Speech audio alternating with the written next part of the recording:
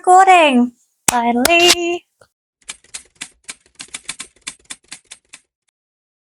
Hello beautiful creatures, I'm Amnesia, your curator of deliciously dark pages, and I'm so glad you're here! It has been a little while and I have missed you so much. I have so much to say because obviously I've been missing for the first half of this year, and with good reason. I've moved not once, not twice, but 3 times across the last year. And I'm finally settled. I have my beautiful library. I have some of my favorite books behind me and a gorgeous, cute setup. So I'm so happy to have you here. Finally, I have so much to say. Keeping my bookish thoughts to myself across the first half of the year has been a unique kind of torture. And some of my opinions are somewhat controversial. So there's going to be a bit of trial through fire through the next couple of videos. I feel now my plan to catch up, because I do have so much to say, is to release videos with 1 or 2 months worth of reading list to catch up, so that by the end of this month I can just keep releasing monthly videos as usual, and then maybe build it up across next year, because I would love to make you a more regular part of my everyday life. So let me know what you think. Let me know if it works or if it's too much. Some months there were so many books, some months there were 2 books, so I'm hoping it will even itself out. But if you do want longer, shorter videos, whatever, let me know. I want to know what you think. So let's get into it.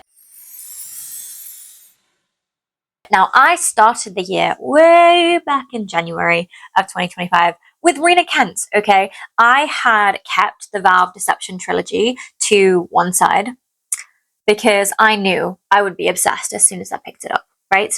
FYI, because I'd been displaced for the first half of this year, I did read most of my books on Kindle, so I will be inserting books likely over here to show you case what the hell I'm talking about. So you can skip through if you want to, or you can stay for the whole thing. It is up to you.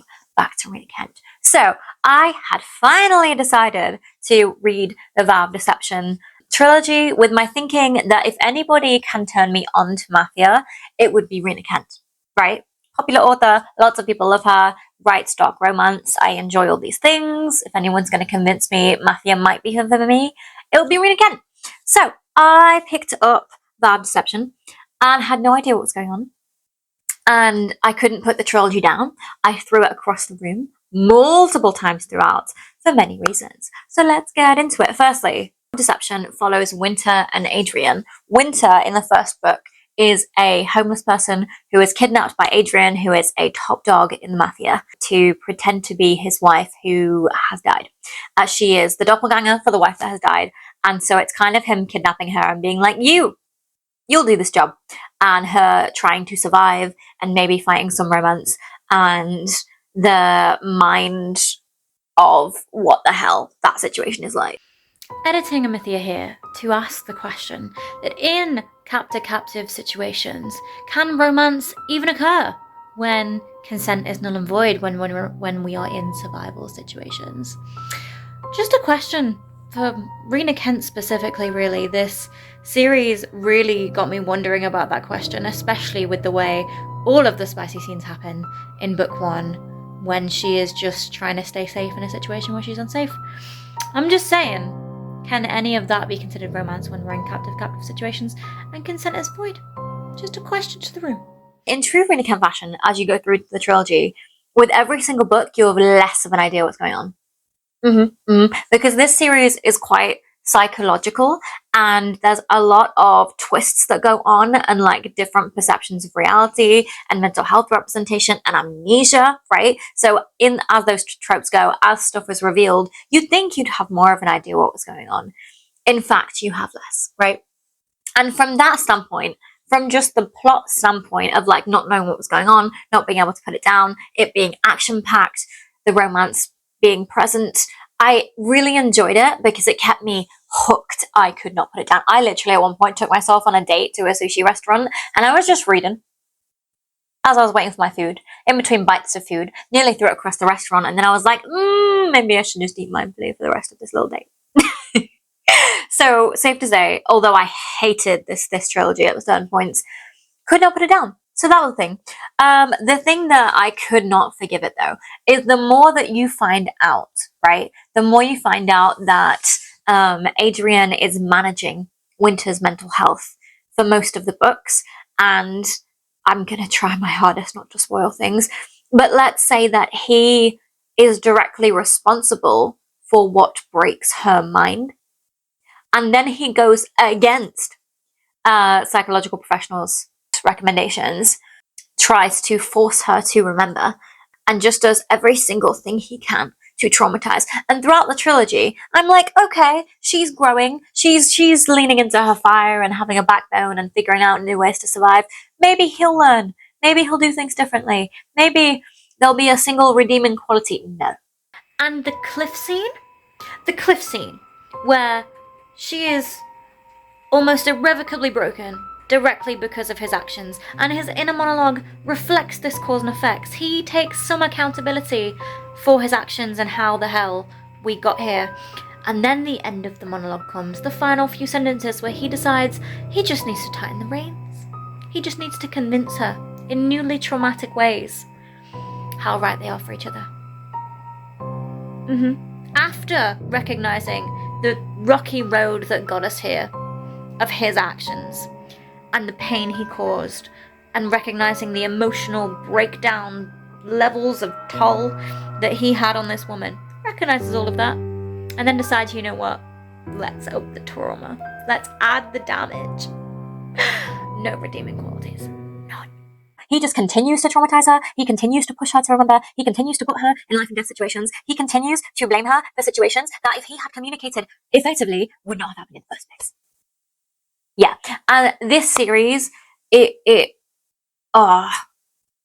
dark romance does not glamorize abuse.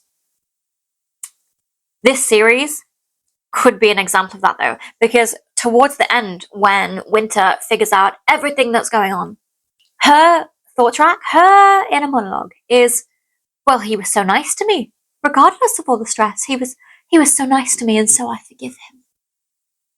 No, honey. No, absolutely not. Absolutely not. He caused you to have multiple mental breakdowns and didn't learn from a single time of how to treat you with kindness and respect and clear communication. No, absolutely not. Absolutely not. And so I could not forgive the series. I could not forgive Rina for writing the endings she did, for allowing all of that to go on, for, as readers, expecting us by the end of this trilogy to look at Adrian and be like, he was doing his best. No, absolutely not. Absolutely not. And it was at the end of this series that I was like, maybe me and Rina can't be friends, because as a mental health professional, cannot support any way that she depicts managing mental health at all. As somebody who lives intentionally and with healthy relationships, this is being being a kind person is way easier than being this asshole bullshit person. Kindness is easier than cruelty.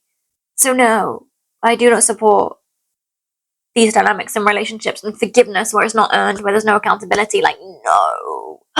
So I fear Rina is not for me. However, I wasn't fully, at this point in January, I wasn't fully like, I'm putting Rina Kent down, because earlier last year, when I read the entire God of series, Legacy of God series, I really enjoyed it. I really enjoyed it because I was in a place where I was just reading for fun. There was no critical thought happening, and I really enjoyed it. And I do intend to like reread that at some point now, and like bring you along for a vlog and just see what it's like rereading, because it is a switch your brain off series kind of vibe.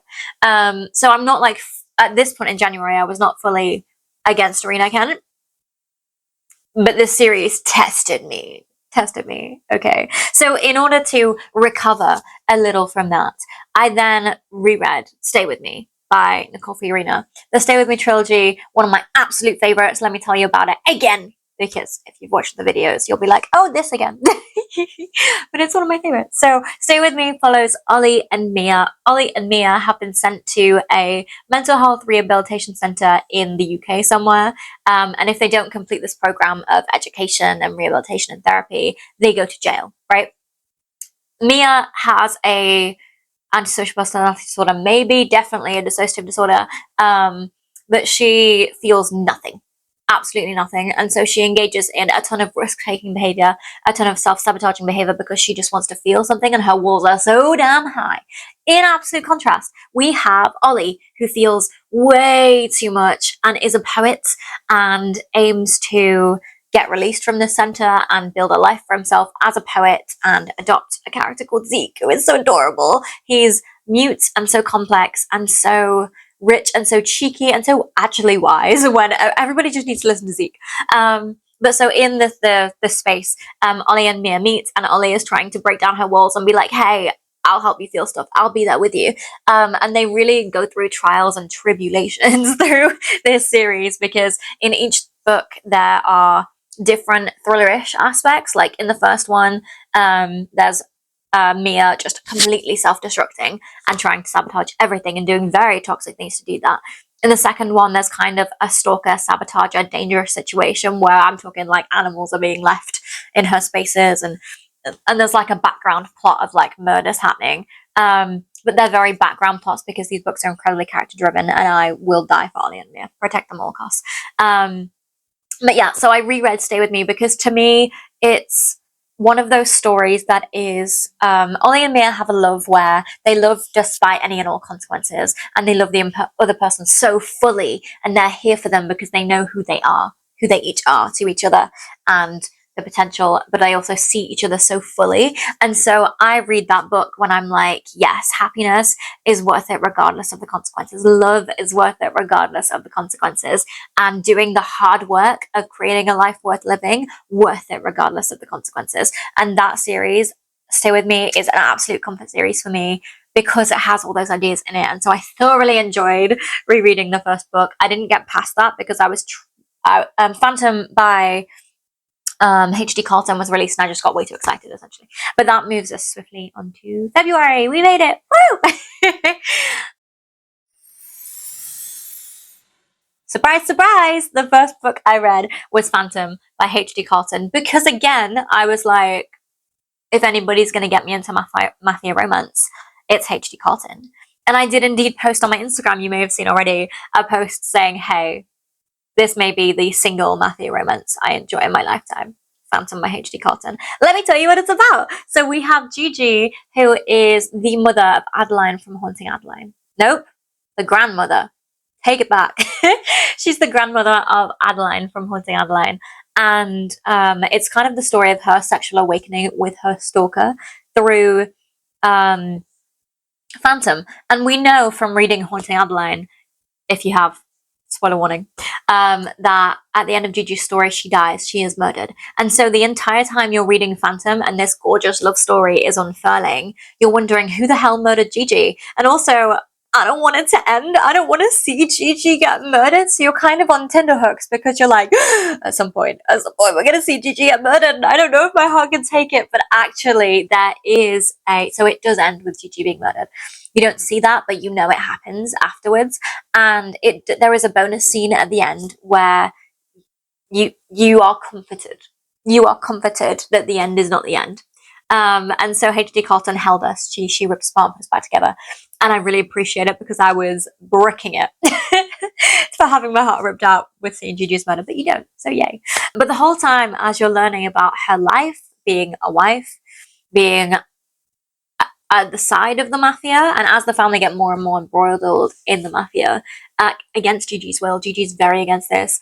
It's so interesting to see how she navigates, how she uses her smarts and her wits, how she holds on to her personhood and develops sexually and explores sexually, because it's the 1940s. She was not taught to focus on her own pleasure.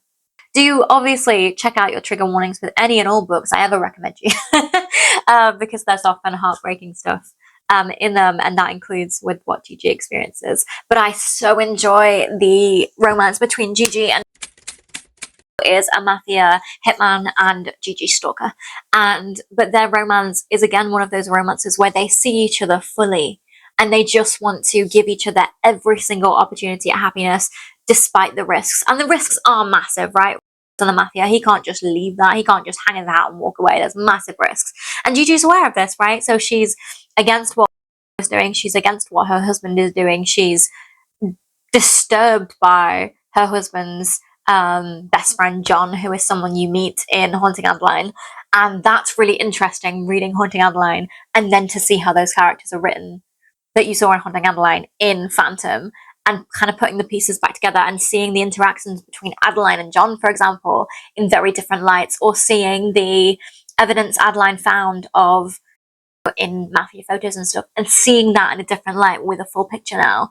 It's so good just to put that story together, and I'm very, very excited. I might also do another reading vlog next year of reading Haunting Adeline, and then Phantom, one after the other, because I adore them so well. Like, I've not been able to reread Haunting Adeline yet, even though I really want to, because I remember it so well. I read it like 2 years ago. I remember I was on a bus to a concert in London, and I was listening to Deftones on full volume, just reading Haunting Adeline for the entire like 2-hour coach journey, and 2 hours back later, and I was just obsessed. Like, my partner at the time could not speak to me because I was just in the world of Haunting Adeline. It was gorgeous, and so I remember it so well, though, so vividly, and Deftones is still the soundtrack, so I'm so excited next year to reread. But let's continue the reading in February. Then I reread You Let Me In by Cassandra Breck, which is a different genre. I would say it's still dark. It's not a romance. In fact, if I describe this and you figure out what genre this is, let me know, because I never know how to describe this, so bear with me. But it follows Cass, our main character, who is able to see multiple worlds. She's able to see the fairy world, and she's able to see the physical world, right? And she has her entire childhood. And in the book, her grandkids are approaching her estate, and she's left this manuscript of her story in the house. And the idea is that the kids have to read the story, decide what's real and what's not, and then they'll find a password which will enable them to inherit the house and inherit her estate. Now, her story sets up this kind of parallel universe where she describes being away with the fairies, inhabiting a world where the fairies enter her house and change her reality and have relationships with her. And then she also shares a story of her being abused as a child. And it's alluded to who the main cause is, and being treated by medical professionals and going through a murder trial because she may or may not have murdered her husband and murdered a past lover. Through the book, you have to figure out how much of it is real. If she did the thing, if she was competent, if she was aware, there's a word, if she had capacity, there we go. And how much of it is real and how much of it is a trauma response, or whether she does have supernatural abilities and this world is just as real. Now, I finished the book heartbroken and feeling seen, because I'm a person who does believe in that multiple things can be true at once, that multiple realities exist alongside each other, and that mystical thinking for me as a witch is just a part of the way I live. I do shape reality. It's literally the way I have created myself through hardships and through joy and all of the things. And so it's really beautiful to me to read a story where everything is written as if everything is a possibility, right? And the writing style, the other characters, so not Cass and not the people in her story, share the doubts of the audience. So they would share, oh, clearly that was just a trauma response, or oh, but maybe she was just trying to get away with the murder trial, or oh, what if the fairy are real? And you're kind of left at the end making that decision alongside the grandchildren. And the story is written, I'm not going to say impartially, because it does share many, many opinions about the narrative that unfolds, but in a way that leaves you to ponder, with all of the evidence you've been shown, what is real and what is not. It's gorgeous, I think, because it looks at so beautifully how people who've experienced abuse are portrayed by society as victims or villains or dehumanized or seen as odd or othered, right? It depicts that. It depicts how people can get lost in their madness or in other forms of knowing, and how they're still whole and complete and living lives that they value and find meaning in, right? And it could also be an allegory for how the brain is so goddess damn clever for all the ways it compensates for experiencing horrific things and still continuing anyway. So there's all of these complex things shown in the story in such a beautiful way. And I had the pleasure of annotating it for a friend who is a writer who writes from an animist perspective of giving everything in her novels consciousness. And so I just knew she'd be able to enjoy the multiple ways of knowing in this book. And so it was such a delight to celebrate that mysticism with her, and also share my humor and share the red herrings and the foreshadowing and all those literary devices that I love paying attention to. So I'm hardcore into annotating. Onto something way less complex. The next thing I read, because I needed a break from all the big thinking, was The Coven by Harper L. Wood. A beautiful design. The story follows Willow and Grey. Willow is a witch who has been on the run to protect her brother and protect her family from being headhunted by this university and by this coven of witches who are dying and need her power to continue the bloodline, right? There's also subplots of people wanting to use her power for evil, to release all kinds of fury on the earth and wipe out the witches, because there's tension between the witches and the vampires, who have been the vampires in servitude to the witches because their vampirism is tied to the witchcraft in their blood. And so there's kind of that political intrigue going on. Now Willow is headhunted by Grey, who's the head of the university, to bring her into the fold of the university, train her up to be used by the coven, essentially. And it's their quite complex relationship and romance while Willow grows more and more into her power. I adored this book up until the end, and then I despised it. Yep. I'm telling you, there's been so much contention in my reading journey this year. So I enjoyed this book because the way that Willow's magic had such reverence for the earth, and saw it every time she did magic as a way to give back to the earth, or something was always given back to the earth in her practice. And that is so accurate within witchcraft. It is about balance. It is not about taking. It is not about forcing. It is about transmuting. It is about balance. It is about always nourishing as we change energy into something else. And Willow's practice really, really showed that. In contrast, the way that the coven had curated their magic meant it was very exploitative of the earth, and that can be maybe an allegory for how our society runs, maybe an allegory for modern witchcraft that's learned from the age of information and convenience, right? That is going to warp our practice slightly if we don't take the time to learn deeper than that. So I appreciated the mirror from Willow's practice of like the value of the earth and the symbiotic relationship. That was beautiful. What I didn't appreciate is, I'm not going to spoil, but by the end of the book, so this whole time we've been following witchcraft that's very much based on the earth.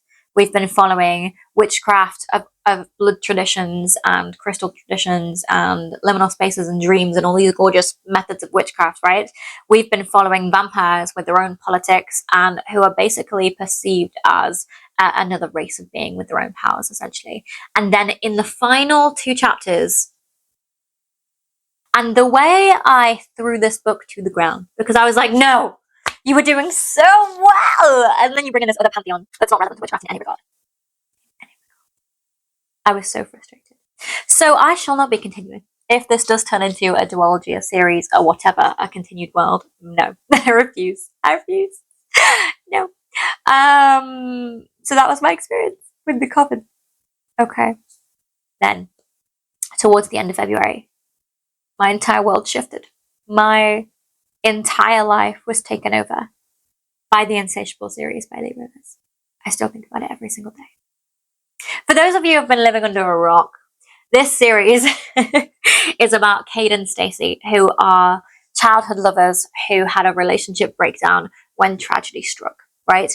And so the story follows them in the past and in the present. In the present, they were childhood lovers, and you really feel that sweetness and innocence and slow build and trepidation and nervousness and tension and every interaction meaning something.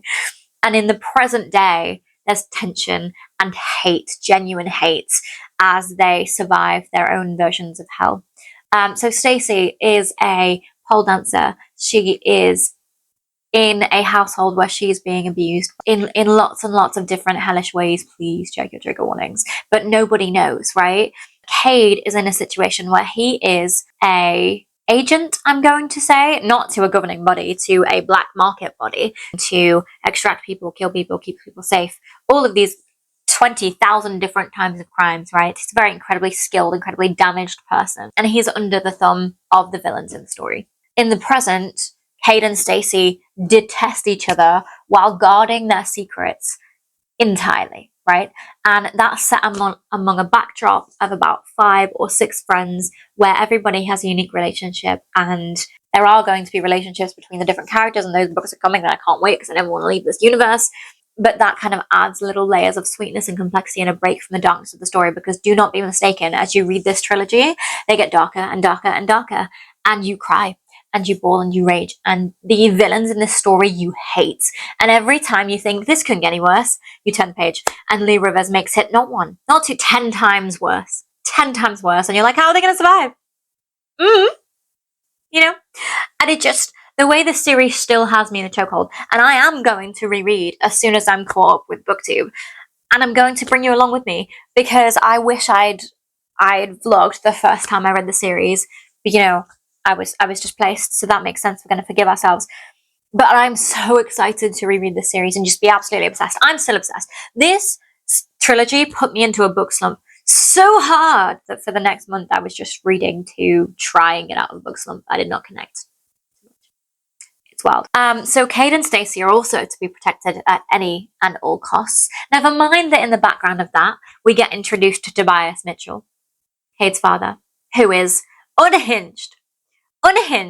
And there's a scene where Tobias and Stacey are having an interaction, and Tobias says something along the lines of, "I've got you, little one." And the way that I read that single line on a marketing post, and I was like, I'm reading the whole trilogy immediately. And I did.